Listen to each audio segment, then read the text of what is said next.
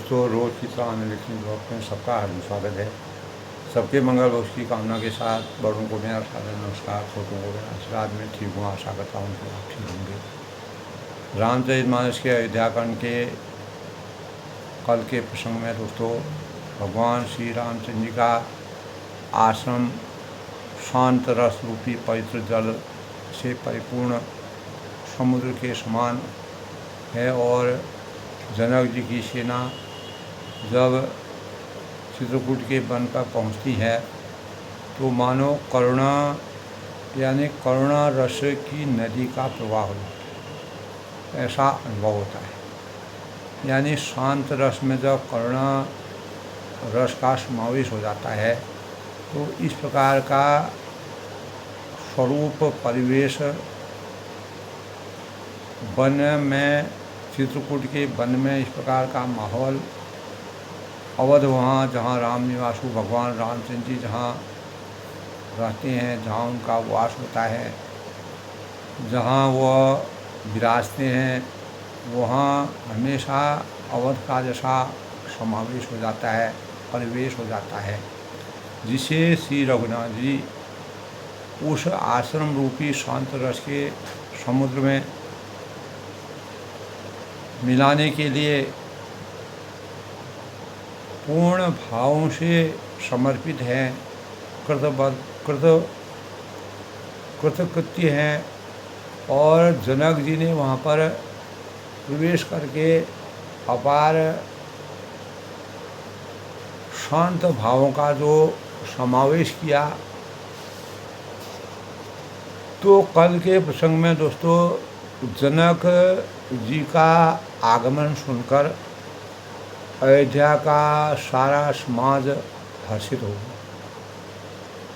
और श्री राम जी को बड़ा ही संकोच हुआ और देवराज इंद्र तो विशेष रूप से सोच के वश में हो गए। तो कुटिल केकई मन ही मन ग्लानि या पश्चाताप से गली जा रही है, क्योंकि कोई भी कार्य करने से अगर हम अपने मर्यादित जीवन से हट करके कोई कार्य करते हैं तो उसे हमें अंत में पछताना पड़ता है, क्योंकि किसके कहे और किसको दोष दें, यह विधाता की रचना है। और सब नर हैं, नारी हैं, मन में ऐसा विचार कर प्रसन्न हो रहे हैं कि अच्छा हुआ जनक जी के आने से 4 दिन जो है सब ने नया परिवेश का समावेश किया। इस तरह वह दिन भी बीत गए और दूसरे दिन प्रातःकाल सब कोई स्नान करने लगे और स्नान करने के बाद सब स्त्री पुरुष नर नारी श्री गणेश जी, गौरी जी और भगवान शंकर जी और सूर्य भगवान की पूजा अर्चना करते हैं। भगवान राम जो है वह मानव रूप में अनेकों लीलाएं कर रहे हैं। तुलसीदास ने उन लीलाओं का सचित्र वर्णन किया है। तो यानी फिर लक्ष्मीपति भगवान विष्णु के चरणों की वंदना करते हैं और दोनों हाथ जोड़कर आंचल पसार कर विनती करते हैं कि श्री रामचंद्र जी राजा हों, उनका राज्याभिषेक हो और जानकी जी रानी हो तथा राजधानी अयोध्या में आनंद की अनुभूति हो। तो सब लोग अपने मन, वचन और वाणी से इस प्रकार की सोच जगाते हैं। यानी फिर समाज सहित सुखपूर्वक बसे और श्री रामचंद्र जी भरत जी को युवराज बनाए। ये देव इस सुख रूपी अमृत से सींच कर सब किसी को जगत में जीने का भाव दीजिए। तब कहा है कि गुरु समाज भाई सहित राम राज गुरु होई, अछत राम राजा वध मरिय माग सबको। तो सभी लोग अपने अंतःकरण में बात का ध्यान करते हैं, चिंतन करते हैं कि मनन करते हैं कि गुरु है, समाज है, समस्त भाइयों समेत श्री राम जी का राज्य अवधपुरी हो और श्री रामचंद्र जी राजा रहते ही हम लोग अयोध्या में हमारा जन्म और मरण। सब कोई यही अपने भगवान से इसी प्रकार की यातना करते हैं। राम राज बैठे त्रिलोका हर्षित भये गए सब सुख। तो अयोध्या वासियों की प्रेममयी वाणी सुनकर और ज्ञानी मुनि भी अपने योग और वैरागी की निंदा करते हैं और अवधवासी इस प्रकार नित्य कर्म करके श्री रामचंद्र का पुलकायमान शरीर से प्रणाम करते हैं। तो किसी प्रकार के भी ऊंच नीच और मध्यम सभी श्रेणियों के स्त्री और पुरुष अपने अपने भाव से के अनुसार श्री रामचंद्र जी का दर्शन प्राप्त करते हैं। श्री रामचंद्र जी यानी सावधानी के साथ, सबका आदर के साथ, मान सम्मान के साथ, पूर्ण आस्था के साथ सबका आदर सम्मान करते हैं और सभी कृपा निधान श्री रामचंद्र जी की सराहना करते हैं, उनकी प्रशंसा करते हैं। श्री रामचंद्र जी की लड़कपन से ही यह आशा थी या बान थी कि वे प्रेम को पहचान कर नीति का पालन करते। प्रीति और प्रेम की पराकाष्ठा को सर्वोपरि मानते हुए श्री रघुनाथ जी शील और संकोच के समुद्र थे। अथाह समुद्र जिस प्रकार विशाल होता है, उस प्रकार उनका हृदय विशाल था। वे सुंदर सुख या सबके अनुकूल रहने वाले थे। सुखों की खान थे, भंडार थे। सुंदर नेत्र वाले, सबको समान दृष्टि से देखने वाले या सबकी कृपा और प्रेम की दृष्टि से देखने वाले और सरल स्वभाव थे। भगवान राम जी के गुण समूह को कहते तुलसीदास जी ने अपने को जिस प्रकार से समर्थवान बनाया, सब लोग प्रेम से भर गए और अपने भाग्य की सराहना करने लगे कि हम भगवान राम जी के साक्षात दर्शन कर रहे हैं।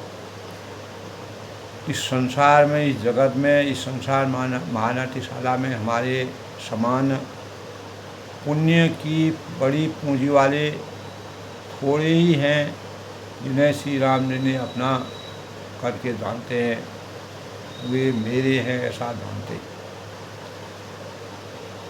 तो प्रेम मगन ते समय सब सुने आवत मिथिलेश सहित सभा स भ्रम उठे रघुकुल कमल दीन। उस समय जब सब लोग प्रेम में मग्न हुए हैं, इतने में ही मिथिलापति जनक जी को अति आते हुए, उनका प्रवेश होते हुए जब लोग सुनते हैं कि जनक जी चित्रकूट के वन में आ रहे हैं, तो सूर्य कुल रूपी कमल के सूर्य श्री रामचंद्र जी सभा सहित आदरपूर्वक जल्दी से उठ खड़े हुए। भाई, मंत्री, गुरु और जो भी उनके नगरवासी थे, पूर्ववासी थे, सबके साथ लेकर श्री रघुनाथ जी आगे जनक जी की अगवानी के लिए चले। और जनक जी ने यूं ही पर्वत श्रेष्ठ कामदनाथ को देखा तो त्यों ही प्रणाम करके उन्होंने रथ छोड़ दिया और पैदल ही चलना शुरू किया, क्योंकि भगवान रामचंद्र जी का प्रवेश यानी उनके परिवेश में हम पहुंच रहे हैं। राम दरस लालसा साहू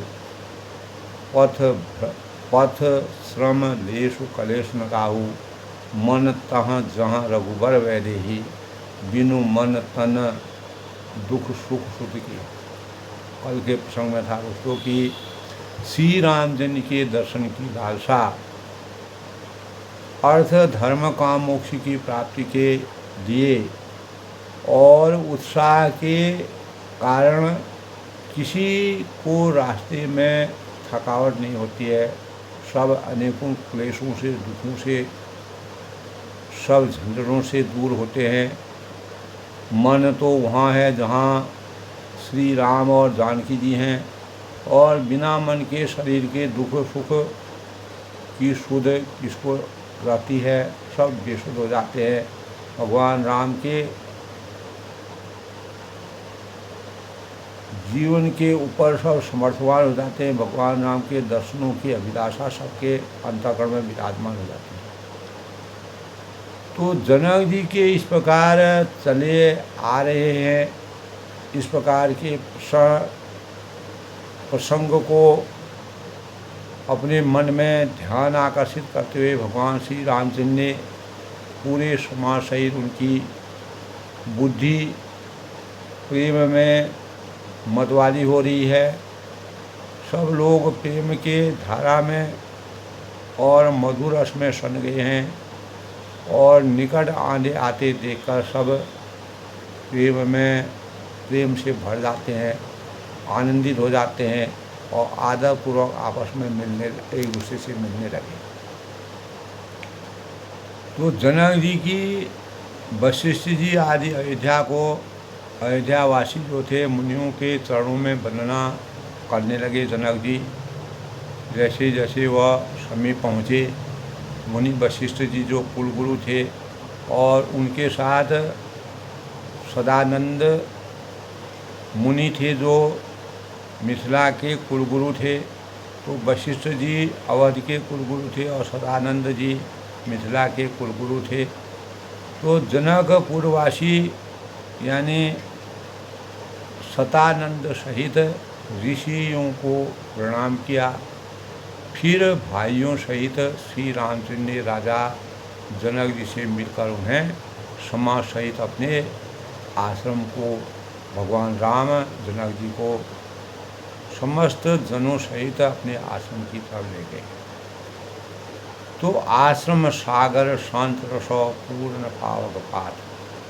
भगवान श्री रामचंद्र का जो आश्रम है वह शांत रस रूपी पवित्र जल से परिपूर्ण समुद्र है, और जनक जी की सेना यानी जो उनका समाज है मानो पूर्ण रूप से करुणा यानी करुणा रस की नदी के समान है, और जिसे श्री रघुनाथ जी उस आश्रम रूपी शांत रस के समुद्र में मिलाने के लिए जा रहे हैं।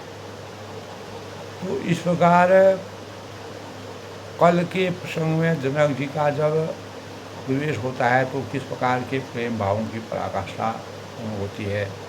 वो रति ज्ञान विराग करारे। तो यह करुणा की नदी इतनी बड़ी हुई है, सबके अंतःकरण में करुणा का सागर उमड़ पड़ा है कि वचन सशोक मिलन नद नारी। ज्ञान और वैरागी रूपी किनारों को डुबा दी जाती है, अर्थात सोच उदास समेत तरंग। शोक भरे वचन नद और नदी और नाले जो हैं जो धीरज तरवर कर भार जो इस नदी में मिलते हैं, और सोच की लंबी सांसें लेते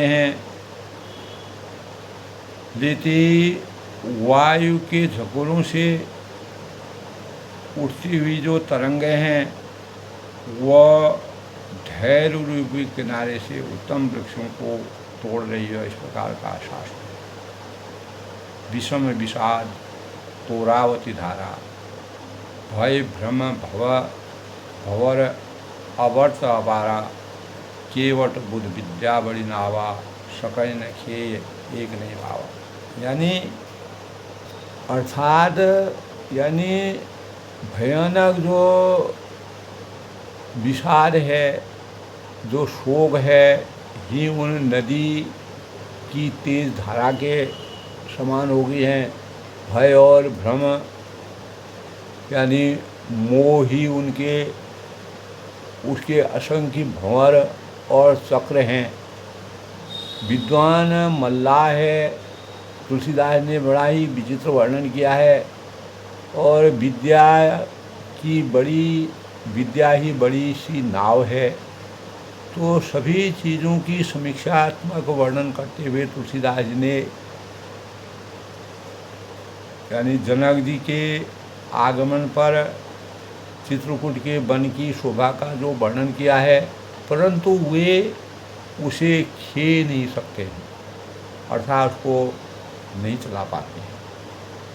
उस विद्या का उपयोग नहीं कर सकते हैं, किसी को भी उसकी अटकल ही नहीं आती है। उसकी रचना का किस प्रकार से निर्वहन किया जाए, यह किसी को भी मालूम।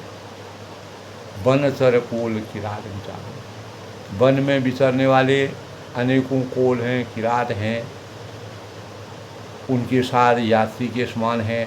थके बिलोग पथिक ये हारे, जो उस नदी को देखकर हृदय में हार कर थक गए हैं। और आश्रम उदति मिली जब आई, यह करुणा नदी जब आश्रम समुद्र में जाकर मिलती है, तो प्रेम और करुणा का जब आपस में मिलन होता है, आत्मा और परमात्मा का जिस प्रकार से मिलन होता है, वही प्रेम और करुणा के मिलन का रहस्यमय वर्णन तुलसीदास ने किया है। तो मनहु उठे अम्बुद अकुलाई, तो मानो वह समुद्र अकुला बैठा है, अर्थात खोल।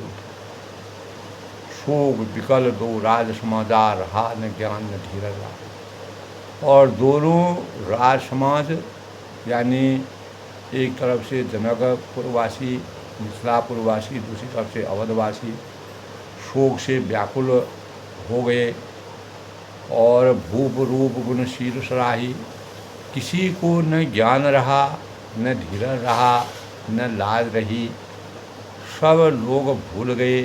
भूप रूप गुणशील सराही, राजा दशरथ जी के रूप गुण और शील की सराहना करते हुए, उनका गुणगान करते हुए रो वही शोक सिंधु होगा। और इस प्रकार से शोक समुद्र में डूब जाते हैं। यानी राजा दशरथ जी को सब याद करते हैं। जनक जी का प्रवेश जब होता है तो वह दशरथ जी के गुणों की, उनकी मर्यादा की, रघुकुल के सूर्यवंशी राजा जो प्रतापी राजा दशरथ जी थे, उनका गुणगान करते हैं। अवगा ही शोक समुद्र साचही, नारी नर व्याकुल गहा, है दय दोष सकल सरोज बोले, बाम विलिखीनो कहा। सुर सिद्धि तापस जोग जल मुनि देख दशा विदेह की, तुलसी न समरथ कोई जो तर सके सरित सही। तो तुलसीदास ने बड़ा ही उस परिवेश का बड़ा ही रहस्यमय वर्णन किया है। शोक समुद्र में डुबकी लगाते हुए जब अवधवासी और जनकवासी दोनों आपस में मिलते हैं, राजा दशरथ जी के स्वर्गवास होने के पश्चात जो शोकाकुल होते हैं, तो सभी स्त्री पुरुष महान व्याकुल होकर शोक चिंता करने लगते हैं। वे सब विधाता को दोष देते हुए क्रोध युक्त होकर कह रहे हैं कि प्रतिकूल विधाता ने यह सब क्या किया, विधि की रचना किस प्रकार की हुई। तुलसीदास जी ने कहते हैं, तुलसी न समरथ को जो तर सके सरित स्नेह की। तो तुलसीदास जी कहते हैं कि देवता, सिद्ध और तपस्वी, योगी और मुनिगणों में कोई भी समर्थ नहीं है, समर्थवान नहीं है जो उस समय विदेह जनक राज की दशा देखकर प्रेम की नदी को पार कर सके, अर्थात प्रेम में मग्न हुए बिना रह सके।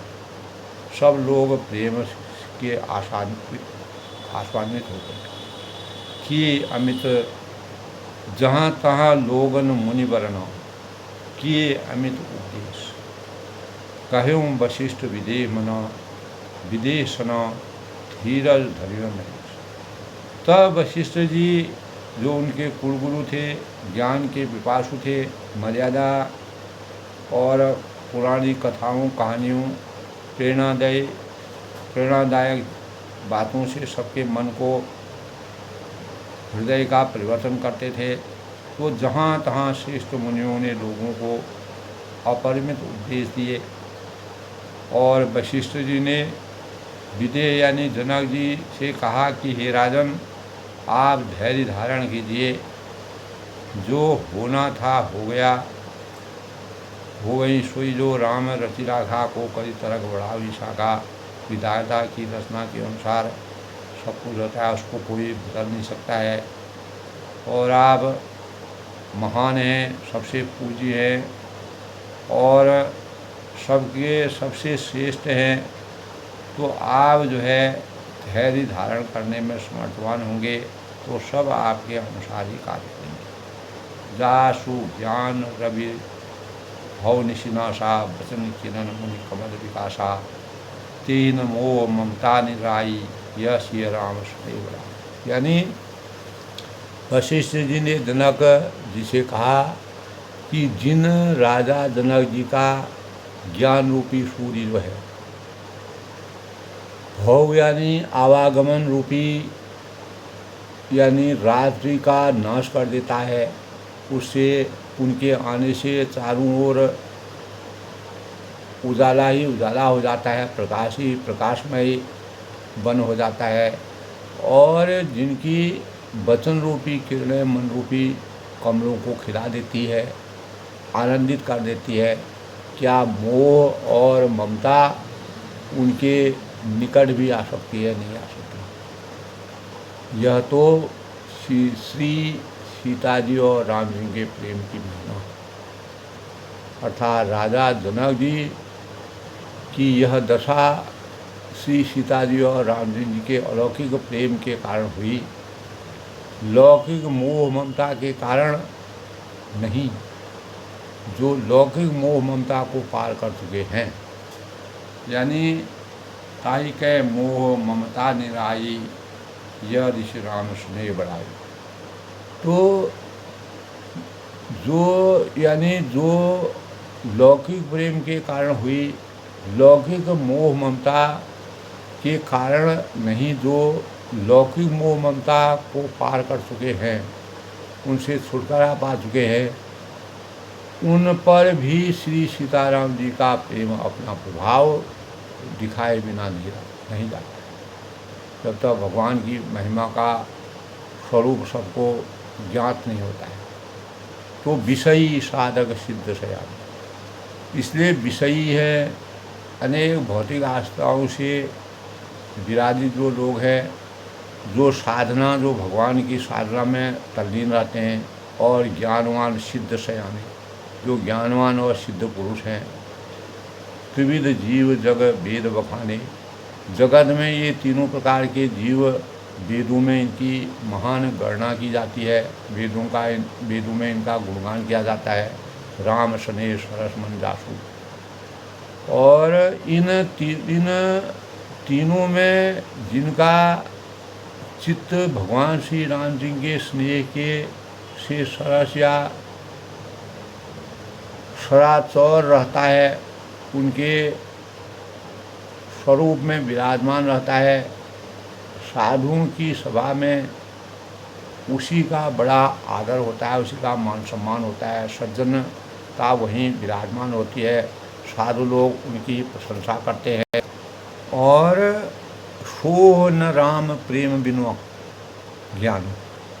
श्री रामचंद्र जी के प्रेम के बिना ज्ञान शोभा नहीं देता है।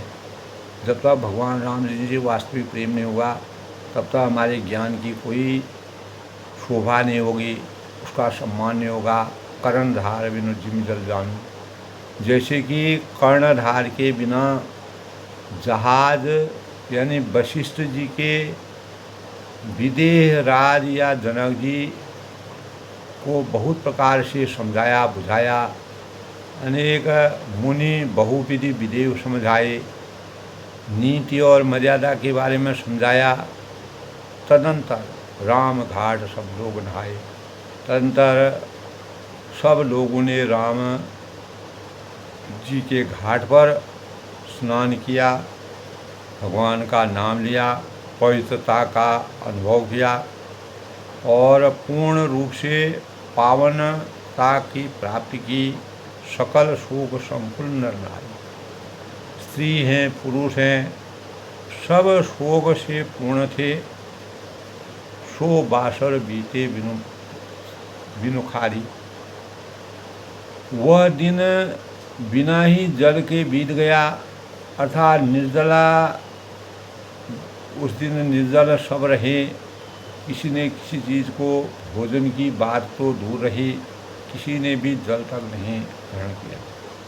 पशु खग मृगन न कीन आहार, पशु है, पक्षी है, हिरण है, अनेकों जो पशु पक्षी हैं, किसी ने भी किसी प्रकार का आहार नहीं किया। तुलसीदास ने इस प्रकार का वर्णन किया है। रामचंद्र के स्वरूप में पूरा सब लोग राजा दशरथ जी के शोक में शोकाकुल हुए और सब प्रिय परिजन कर कौन विचार। तब प्रियजनों एवं कुटुंबियों तो विचार के लिए क्या किया जाए। तो समदर्शी भगवान समदर्शी है, सबको समानता के समान रहना है। रामराज के स्वरूप में विराजमान होकर के सबने राजा दशरथ को भावभीनी श्रद्धांजलि दी। दो समाज निमिराज, तब निमिराज जनक जी और रघुराज रामचंद्र जी, रघुराज नहाने प्रात दोनों ओर से समाज के दूसरे दिन सवेरे सभी ने आपस में स्नान किया। बैठे सब बड़ विटप तरह और सब बड़ के वृक्ष के नीचे जा बैठे, यानी बड़ वृक्ष के नीचे बैठ कर के मन मलिन कुशगात, सबके मन उदास और शरीर दुबले हैं, सब लोग परेशान हैं। जे मैसूर दशरथपुरवासी, जे मिथिलापति नगर निवासी, हंस वंश गुरु जनक पुरोधा, जिन जग मग परमात्मा। यानी के नगरी और अयोध्या के रहने वाले और जो मिथिला के जनक जी के नगर जनकपुर के रहने वाले ब्राह्मण थे, तथा सूर्यवंश के गुरु वशिष्ठ जी तथा जनक जी के पुरोहित शतानंद थे, जिन्होंने सांसारिक यानी अभ्युदय का मार्ग तथा परामर्श का मार्ग छान डाला था। सब कुछ अपने कैसे समर्थवान मानवता होती है, किस प्रकार मानव समर्थवान बनता है, किस प्रकार का आगे का परिवेश होगा, लगे कहन उपदेशने का। वे सब धर्म नीति वैराग्य और विवेक युक्त अनेकों उपदेश आपस में देने लगे, सहित परम नय विरत विवेका। और विश्वामित्र जी ने पुरानी कथाएं इतिहास कह कर कौशिक कहीं कहीं कथा पुरानी समझाई, सब सभा सुहानी। सभा को सुंदर वाणी से समझाया बुझाया, सबके हृदय को परिवर्तन किया। तब रघुनाथ कौशिक ने कहे, तब भगवान रामचंद्र जी ने विश्वामित्र जी से कहा कि हे नाथ, नाथ काल जल बिनु सब रहे हूँ। कल सब लोग बिना जल पिए ही रह गए थे। मुनि कहा उचित कहा रघुराई। सब कुछ आहार करना चाहिए और गयों बीत दिन प्रहर बढ़ाई। विश्वामित्र जी ने कहा कि श्री रघुनाथ जी के उचित ही कह रहे हैं कि 2.5 पहर दिन आज भी बीत गया है, इसीलिए कुछ न कुछ सेवन किया जाए। ऋषि रुख लखी कह तेरहों राजू। तब विश्वामित्र जी का रूप देखकर तिरहुत राज जनक जी ने कहा उचित नहीं असन अनाजू। कहा कि यहाँ अन्न खाना उचित नहीं है, क्योंकि कहा भूख बल सबई सुहाना। राजा का सुंदर कथन सबके मन को अच्छा लगा। पाए रजाई से चली नहाना। सब आज्ञा पाकर फिर पुनः नहाने के लिए सब तीन अवसर फल फूल दलो मूल अनेक प्रकार। तभी उसी समय अनेकों प्रकार के बहुत से फल फूल पत्ते मूल आदि अनेक प्रकार के यानी आदि जो बहंगियों और बोझों यानी बाँझों में यानी जो दोने थे दोनों में बाँध दोनों में भर भर करके लय आए बनचर विपुलो भरी भरी कांवरी भार। जो वनवासी थे, कोल है, किरात हैं, भील हैं, लोग अनेक प्रकार के यानी दोनों में जो है भर भर करके फल है, फूल है, पत्ते हैं, मूल है आदि दे करके आ गए और सबने उसका सेवन किया। और इस प्रकार से भगवान रामचंद्र जी और जनक जी के आपसी प्रेम सौहार्द और जब जनक वासी और अवधवासी आपस में मिलते हैं तो दया और करुणा का मिलन होता है। जिस प्रकार आत्मा और परमात्मा मिलती है। जो दशरथ जी की नगरी अयोध्या के रहने वाले और जो मिथिला के जनक नगरी के अनेक जनक नगरी से रहने वाले ब्राह्मण थे तथा सूर्यवंश के गुरु थे वशिष्ठ जी, जनक जी, पुरोहित सतानंद जी थे जिन्होंने सांसारिक अभ्युदय का मार्ग तथा परमार्थ का मार्ग छान डाला। किस प्रकार से परमार्थ हो, तो सभी ने अपने अपने भावों से दशरथ जी की मान मर्यादा को याद किया। इसी प्रकार दोस्तों आज के रामचरितमानस के अयोध्याकांड में तुलसीदास जी ने जो आत्मा और परमात्मा का जिस प्रकार से मिलन होता है, उसी प्रकार राजा जनक और रामचंद्र जी यानी अवधवासियों का और मिथिलावासियों का आपस में मिलन, एक भाव में करुणा और प्रेम का मिलन किस प्रकार से मानव जीवन को सामर्थ्य देता है, आगे की रचना के लिए किस प्रकार के पवित्र भावों का संचार किया जाए और मर्यादित और संस्कारिक जीवन सामाजिक जीवन में किस प्रकार के संस्कारों से हमें अपने जीवन को सामर्थ्यवान बनाना चाहिए। इन भावों से तुलसीदास ने बड़ा ही मनोरम वर्णन किया है। आज के रामचरितमानस के प्रसंग में जनक जी का जिस प्रकार से आदर सम्मान होता है और जनक जी और मिथिलापुरी और अवधपुरी में जब आपस में मिलन होता है तो एक दूसरे के भाव प्रकट होते हैं। भगवान रामचंद्र जी के अद्भुत स्वरूप को साक्षात स्वरूप को देख करके सब मन से, वाणी से और कर्म से किस प्रकार से परिपूर्ण होते हैं उसका वर्णन तुलसीदास ने किया है। अपनी वाणी को विराम देते हुए कल फिर नए प्रसंग से मिलते हैं। तब तक मैं सबका अभिनंदन करता हूँ, सबका स्वागत करता हूँ, सबके मंगल भविष्य की कामना करता हूँ। जय श्री राम, जय श्री राम।